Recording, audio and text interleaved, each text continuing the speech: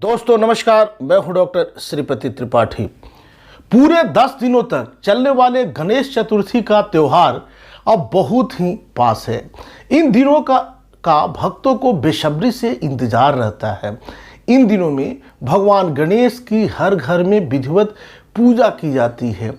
गणेश चतुर्थी अब बहुत ही समीप है और इसलिए इस त्यौहार में मज़ा और उल्लास है जो इस 10 दिवसीय लंबे उत्सव के साथ आता है। जैसा कि नाम से पता चलता है कि इस शुभ अवसर पर लोग विघ्नहर्ता भगवान गणेश की पूजा पाठ, आराधना और अभ्यर्चना करते हैं। कैलाश पर्वत से उनकी माता पार्वती के साथ उनके आगमन को गणेश चतुर्थी के रूप में मनाया जाता है।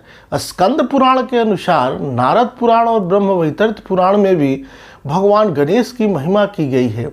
उन्हें ज्ञान और बाधा निवारण के देवता के रूप में पूजा जाता है, इसलिए उन्हें विघ्नहर्ता के रूप में माना जाता है। जहाँ विघ्न का अर्थ है बाधाएं और हर्ता का अर्थ है जो उन्हें दूर करता है। कोई नया काम या शादी जैसे कुछ नया शुरू करने से पहले प्रथम जो देवता है भगवान गणेश की पूजा की जाती है। इस दिन को विनायक चतुर्थी या विनायक चविती के रूप में भी माना जाता है।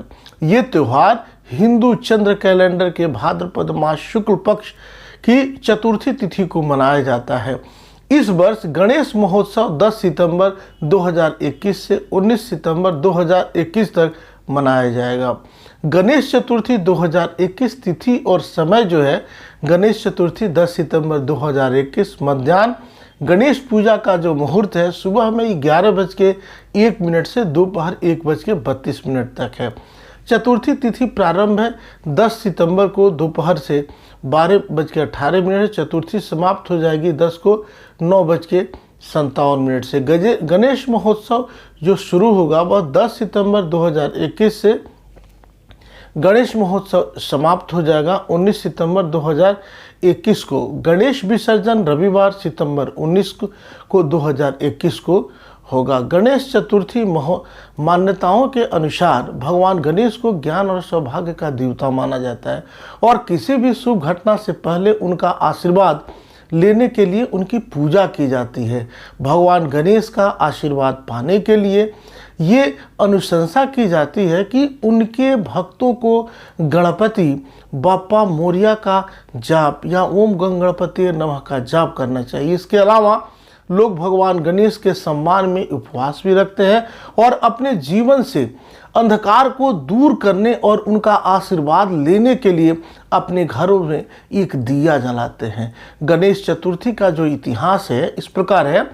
भगवान गणेश हिंदू धर्म में सबसे महत्वपूर्ण देवताओं में से एक हैं। मान्यता है कि इसी दिन भगवान गणेश का जन्म हुआ था और हालांकि भगवान गणेश के जन्म की कहानी अद्भुत और पेचीदा भी है।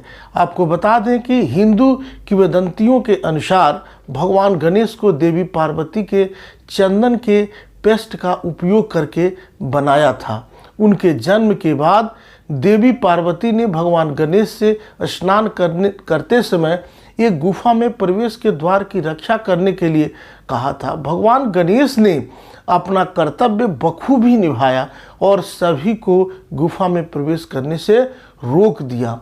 उन्होंने भगवान शिव, देवी पार्वती के पति और उनके पिता को भी रोक दिया, जिससे वो बहुत क्रोधित हुए और भगवान शिव ने क्रोध में आकर भगवान गणेश का सिर काटकर उनका वध कर दिया। हालांकि उन्होंने बाद में देवी पार्वती को हृदय विदारक देखकर उन्हें पुनर्जीवित कर दिया। भगवान शिव ने भगवान गणेश के सिर को एक हाथी के सिर से बदल दिया और उन्हें पुनर्जीवित कर दिया। गणेश चतुर्थी महोत्सव जो है वह 11 दिनों तक मनाया जाता है और पूरे कार्यक्रम में दैनिक प्रार्थना, मंत्रों का जप और प्रसाद चढ़ाना शामिल होता है।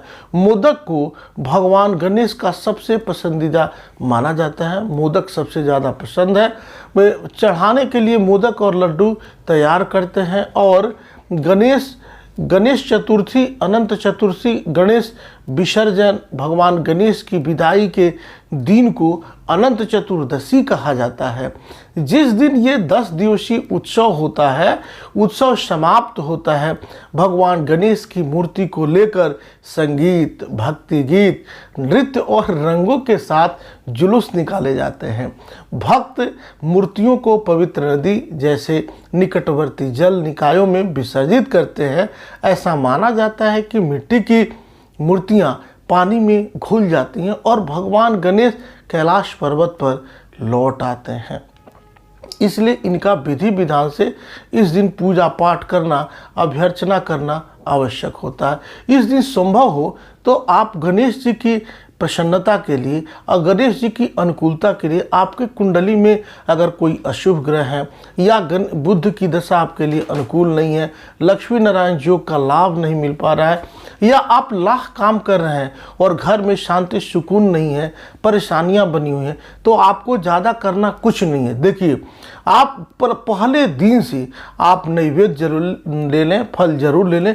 फल और नैवेद्य इसलिए चढ़ाया जाता है कि लिखा है कि फले न फल प्राप्ति स्यात्, फल से ही फल की प्राप्ति होती है। तो एक फल ले लें और एक लड्डू ले लें और एक दूर्वा ले लें और मन में अपनी जो भी मनोकामनाएं हैं वह कहते हुए गणेश जी के चरणों में ठीक 12 बजे, 11:30 से लेकर 12:30 के बीच में इस अभिजीत मुहूर्त में प्रतिदिन उनके चरणों में अर्पित करें। भगवान आपकी बात जरूर सुनेंगे इस 10 दिनों के अंदर। और आप जो है उसमें दुर्वा जरूर रखें। दुर्वा को कांडा बोलते हैं।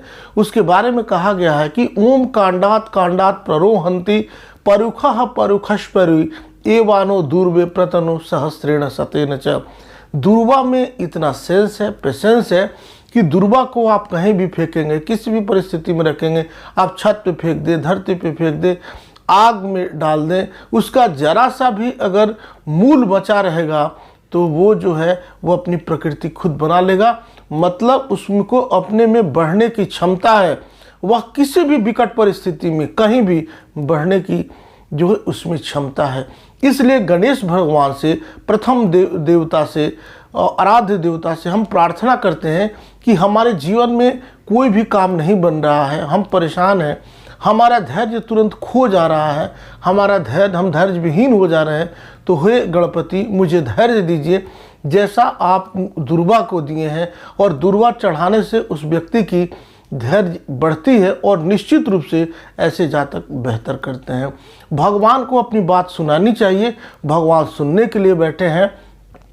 जैसे जज बैठे हैं, आप अपनी अर्जी लगाते हैं, वैसे ही देवताओं के पास अपनी अर्जी लगानी होगी, अपनी बात कहनी होगी और देखेंगे वह आपका बात सुनेंगे, आपका बात का निराकरण होगा और आप बेहतरी महसूस करेंगे। आप सब यूं ही बने रहें। मिलते अगले वीडियोज़ में, तब तक के लिए दीजिए इजाज़त। नमस्कार, जय माता दी, वंदे मातरम।